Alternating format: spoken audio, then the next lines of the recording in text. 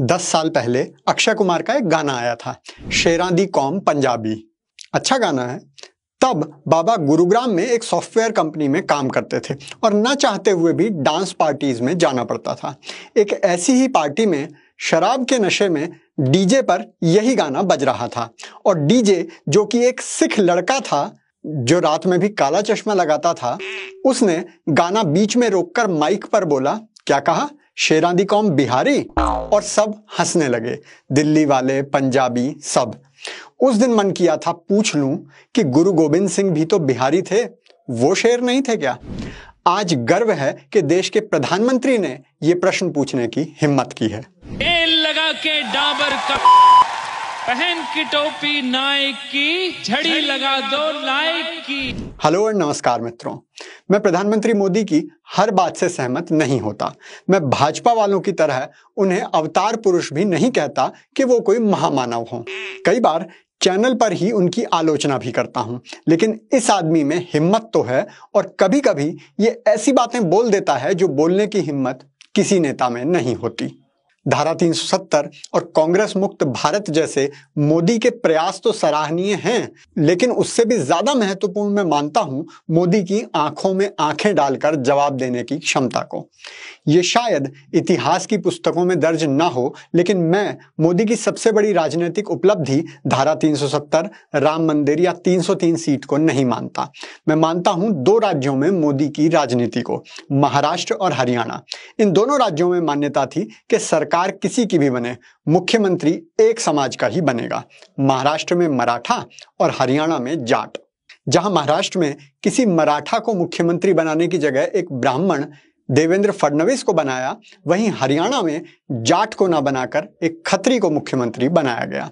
ये जो जाट दंगे आपने हरियाणा में देखे थे, वो आपको क्या लगता है आरक्षण की वजह से हुए थे?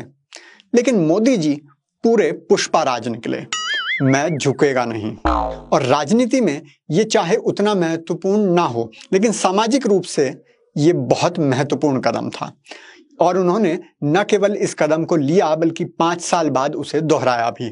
महाराष्ट्र में ये दोहराव लगभग सफल रहा और सरकार न बना पाने के बावजूद भाजपा की सीटें और वोट प्रतिशत दोनों बढ़े। हरियाणा में सीटें कम हुई, लेकिन खट्टर दोबारा मुख्यमंत्री बने। इससे मोदी ने यह संदेश दिया कि किसी भी समाज को बाकी सबसे अलग विशेषाधिकार नहीं मिलेगा, और वही हुआ है खाली किसान आंदोलन में भी।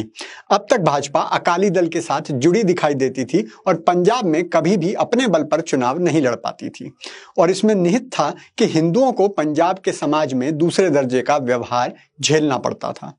मैं 80 के दशक और अलगाववाद के समय की बात नहीं कर रहा हूं। आज तक यही स्थिति है। इस बात का अंदाजा इसी बात से लगाया जा सकता है कि 1984 के कांग्रेस प्रायोजित दंगों में सिखों पर अत्याचार की बात तो होती है और होनी भी चाहिए, लेकिन किसी में हिम्मत नहीं थी कि 80 के दशक में हजारों की संख्या में जो हिंदुओं का नरसंहार पंजाब में हुआ था उसकी बात भी कर सके। आज भी आपने देखा कि गोल्डन टेम्पल समेत पंजाब में बेअदबी पर हिंदुओं की लिंचिंग की जाती है, लेकिन किसी की हिम्मत नहीं होती कि उन हिंदुओं के नाम भी पता कर सके। खाली किसान आंदोलन में जब कहा जाता है असी हिंदुआनू बचाया सी, तब किसी हिंदूवादी नेता का मुंह नहीं खुलता। इसीलिए आज मोदी ने जो बोला है वो बोलना बहुत जरूरी था। चन्नी ने कल कहा था कि ये जो यूपी, बिहार, दिल्ली के भैये यहां आकर राज कर रहे हैं, उन्हें घुसने नहीं देना है।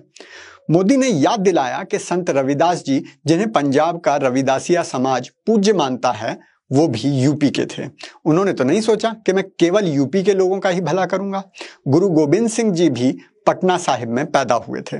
वो अगर कह देते कि पंजाब के लोगों की रक्षा नहीं करूंगा तो क्या होता? मोदी ने न केवल चन्नी के बयान का जवाब दिया है, ये जवाब खाली किसान आंदोलन में दिए गए असी हिंदुआनू बचाया सी का जवाब है।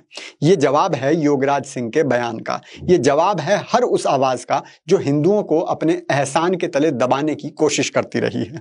मोदी को भी पता है कि भाजपा पंजाब में नहीं जीतने वाली, लेकिन सोचने वाली बात यह है कि इसमें किसका घाटा, मोदी का कुछ नहीं जाता। क्यों जा रहा है वो गुरुद्वारे में? क्यों रविदासिया समाज के साथ जाकर कीर्तन कर रहा है? क्या पड़ा है उसे 3 साढ़े 3 करोड़ की जनसंख्या वाले राज्य को जीत कर? इतनी मेहनत करके तो वो किसी दूसरे राज्य में और भी सीटें हासिल कर सकता है, लेकिन हिंदू खून है ना, उसे लगता है कि सभी भारतीय समाज को साथ लेकर चलना हिंदू का कर्तव्य है। वो नहीं चाहता कि घर के बिगड़े हुए बच्चे के बिगड़ने का अनुचित लाभ कोई पड़ोसी उठाए।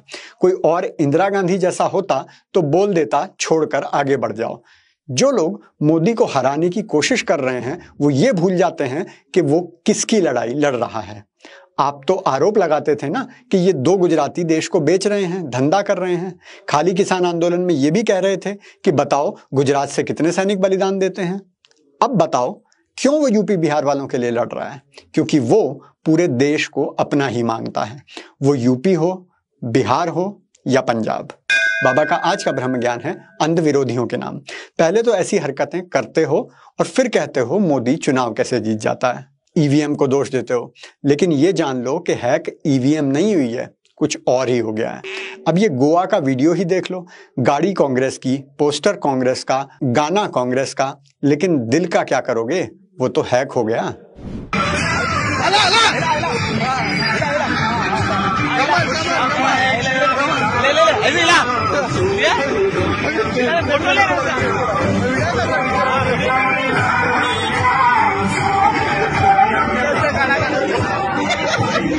अगर आप भी हर राज्य को बराबर का सम्मान देते हैं तो कृपया वीडियो को शेयर और कमेंट जरूर कीजिए, क्योंकि खुशियां बांटने से बढ़ती हैं।